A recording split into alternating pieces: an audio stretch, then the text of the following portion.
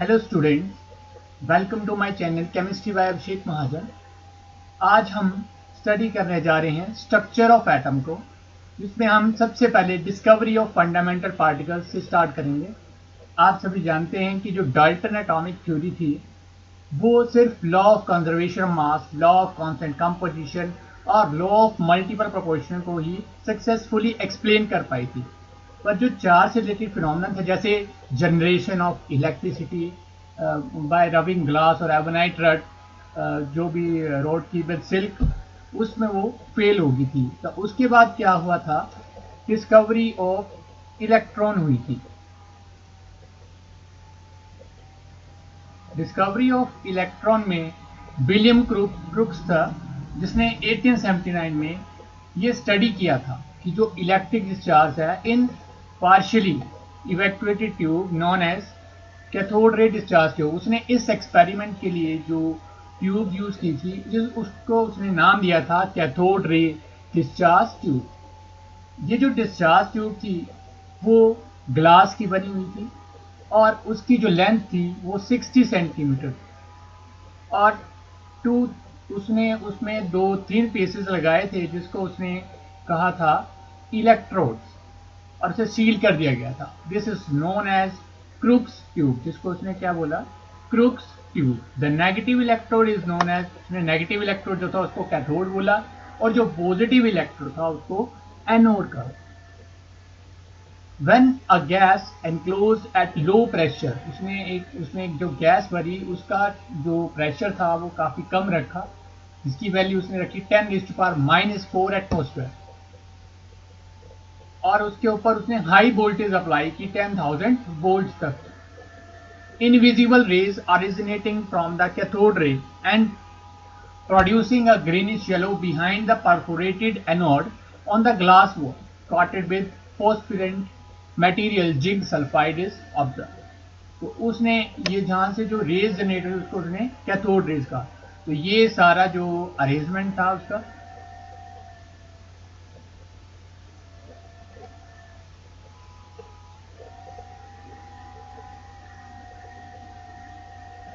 ये उसकी discharge tube, जिसमें ये सारी डिस्चार्ज ट्यूब जिसकी लेंथ उसने रखी लगभग 60 सेंटीमीटर, और ये उसने जो 2 इलेक्ट्रोड बनाए थे, ये आ गया हमारा कैथोड और ये दूसरी तरफ आ गया एनोड, और ये जो रेज जनरेट हुई थी जिसको उसने नाम दिया था कैथोड रेज, और ये वो परफोरेटेड ग्लास जिसके पीछे ग्रीनिश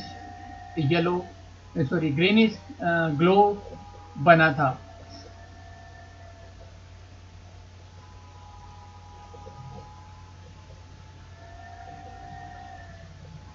उसके बाद आता है properties of cathode rays. Properties of cathode rays, उससे जो उसने ऑब्जर्व किया, फर्स्ट उसमें they produce sharp shadow of the solid object in their path suggesting that they travel in straight line. Second, they are deflected towards the positive plate in an electric field, suggesting that they are negatively charged. They were named as electrons by Stone. They can make a light paddle wheel to rotate placed in their path. This means that they possess kinetic energy and are material particles. They have a charge to mass ratio 1.75882 into 10⁻11 coulomb per kilogram. They ionize gases through which they travel. They produce X-rays when they strike a metallic target. तो उसने properties में ये बताया कि ये जो raise हैं जब ये ट्रैवल करती हैं डिस्चार्ज ट्यूब में से, तो एक अपनी शार्प शैडो छोड़ के जाती हैं, जिससे पता चलता है कि वो एक स्ट्रेट लाइन में ट्रैवल कर रही हैं। और ये जो रेज थी वो डिफ्लेक्ट हो रही थी पॉजिटिव प्लेट की तरफ। तो वो जो सजेस्ट कर रहा था कि वो कैसी रेज है, नेगेटिवली, क्योंकि हमने पढ़ा है कि जो नेगेटिव चार्ज है वो पॉजिटिव चार्ज को अट्रैक्ट करता है, इसलिए उसने इसे नाम दिया इलेक्ट्रॉन। और उसने क्या किया, इन रेज के बीच में एक लाइट पैडल ऑफ व्हील रखा जो इन रेज से रोटेट होना शुरू हो गया। अगर रोटेट होना शुरू, जिससे उसने ऑब्जर्व किया कि इन ये जो रेज होती है इसमें काइनेटिक एनर्जी भी होती है। They have charge to mass ratio जो उसने ऑब्जर्व किया वो उसकी वैल्यू थी 1.75882 इंटू 10⁻11 कूलम पर किलोग्राम। और they ionise gases through which travel, जहां से वो ट्रेवल करती थी उन गैसेस को उसने क्या कर दिया, आयनाइज, उसमें चार्ज जनरेट कर दिया। They produce X rays when they strike a metallic target, जो मेटालिक टारगेट को टारगेट करती थी, जो मेटालिक के साथ स्ट्राइक करती थी, तो एक्स रे इसको प्रोड्यूस करती थी। द इलेक्ट्रोस्टैटिक जो करेक्टरिस्टिक्स थी कैथोड रेज की, do not depend on the material of the electrode, जो इलेक्ट्रोड का मटेरियल था उसके ऊपर वो डिपेंड नहीं करती। तो उसने कंक्लूड कर लिया कि जो इलेक्ट्रॉन्स हैं वो क्या हैं, बेसिक कॉन्स्टिट्यूएंट्स हैं, किसके, सभी मैटर्स के। उसके बाद हमारे पास आता है charge to mass ratio of electron, जिसके लिए 1897 में जे थॉमसन ने एक मेजरमेंट की थी EYM, electron by mass ratio की of electron, by using cathode ray tube. Cathode ray tube का यूज किया गया था और उसने उसके ऊपर इलेक्ट्रिक और मैग्नेटिक फील्ड परपेंडिकुलरली एक दूसरे के अप्लाई की थी। The extent of deviation of electron from their path in the presence of electric and magnetic field depends on, किसके ऊपर वो डिपेंड करती थी, एक तो first charge on the electron और second mass of the particle और third the strength of electric और मैग्नेटिक फील्ड।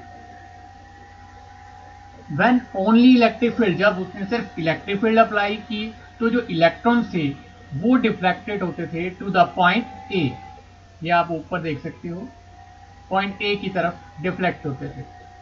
और when only magnetic field is applied the electrons are deflected to point C, जब magnetic field apply की तो सिर्फ point सी की तरफ जाते थे। और बाय बैलेंसिंग द स्ट्रेंथ, अगर इलेक्ट्रिक और मैग्नेटिक फील्ड को बैलेंस कर दिया जाए तो electrons are allowed to hit the screen at point B, that is the point where electrons hit in the absence of electric and magnetic field। ये यहाँ इस डायग्राम में आप देख सकते हो, जब इलेक्ट्रिक फील्ड अप्लाई की गई तब ये टारगेट पार्टिकल डिफ्लेक्ट हुए ए की तरफ, जब मैग्नेटिक फील्ड अप्लाई की तो सी की तरफ, और जब दोनों बैलेंस कर दी गई, मतलब इलेक्ट्रिक और मैग्नेटिक फील्ड दोनों को बैलेंस कर दी तो वो सीधी निकल गई और टारगेट को हिट कर। तो by measuring the amount of deflection की कितनी डिफ्लेक्शन हो रही है, Thomson was able to calculate the value of EYM, EYM ratio की उसने वैल्यू कैलकुलेट कर दी, जो कि आई 1.75880 इंटू 10⁻11 किलो पर किलोग्राम। उसके बाद हमारे पास आता है चार्ज ऑन द इलेक्ट्रॉन। इसको स्टडी किया गया था RA मिलिकन द्वारा, जिसने इसकी मेजरमेंट के लिए ऑयल ड्रॉप एक्सपेरिमेंट को यूज किया। RA Millikan devised a method known as oil drop experiment to determine the charge on the electron. उसने इस मेथड में क्या किया, जो ऑयल ड्रॉपलेट्स थी in the form of moist produced by the atomiser were allowed to enter a tiny hole in the upper plate of electrical condenser. The downward motion of these droplets was viewed through the telescope equipped with a micrometer eyepiece. By measuring the rate of fall of these droplets, Millikan was able to measure the mass of oil droplets. The air inside the chamber was ionized by passing the beam of X-rays through it. The electrical charge on these oil droplets was acquired by collision with gaseous ions. The fall of these charged oil droplets can be retarded, accelerated or made stationary depending upon the charge on the droplets and the polarity and strength of voltage applied to the plate.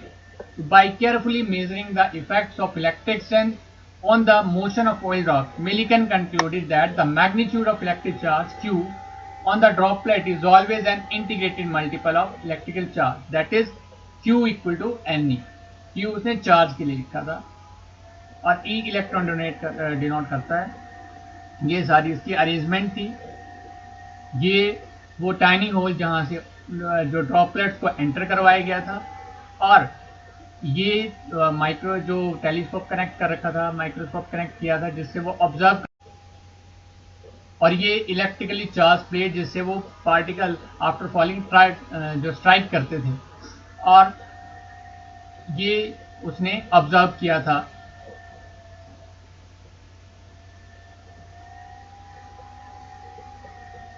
जहां उसने जो mathematical relation दी Q equal to n e, n की value 1 2 3 and so on कुछ भी हो सकती थी। Charge on the electron is found to be, जो चार्ज था इलेक्ट्रॉन पर उसकी वैल्यू आई थी 1.6022 इंटू 10⁻⁻19 कूलम्स, जिसकी हेल्प से उसने मास ऑफ इलेक्ट्रॉन को कैलकुलेट किया था, जिसके लिए उसने रिलेशन यूज किया था m equal to e upon e by m. तो E की वैल्यू जो चार्ज ऑन इलेक्ट्रॉन है उसकी वैल्यू थी 1.6022 इंटू 10⁻⁻19 कूलम, और चार्ज टू मास रेशियो उसने ऑब्जर्व किया था 1.758820 इंटू 10⁻11 कूलम पर किलोग्राम। जब उसने उसको सॉल्व किया तो जो मास ऑफ इलेक्ट्रॉन था उसकी वैल्यू आ गई 9.1094 इंटू 10⁻31 किलोग्राम। तो लास्ट में हम ये कह सकते हैं ओरिजिन ऑफ कैथोड रेज कैसे हुआ। The cathode rays are first produce from the material of the cathode.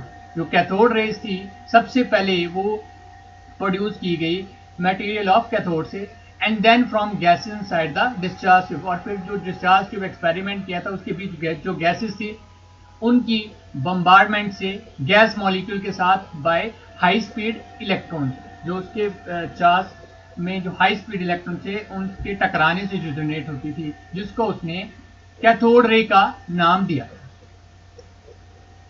Thank you.